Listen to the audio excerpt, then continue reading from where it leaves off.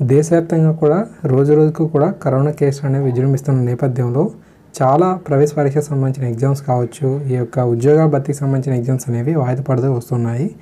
తాజాగా వీటిలో మనకు గ్రామ వార్డు సచివాలయానికి సంబంధించిన రెండో నోటిఫికేషన్ ఏదైతే ఉందో వాటి తాలూకా ఎగ్జామ్స్ను కూడా మళ్ళీ వాయిదా వేసినట్లుగా అప్డేట్ అయితే రావడం జరిగింది.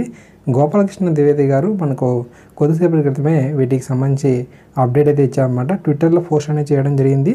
సో కోవిడ్-19 విజృంభణ నేపథ్యంలో ఇక ఎగ్జామ్స్ ఏవైతే ఉన్నాయో వీటిని ఆగస్టు 2వ వారంలో కండక్ట్ చేసేందుకు అవకాశాలు అయితే లేవు అని చెప్పి కూడా వీరు ఇక్కడ చెప్తున్నారు.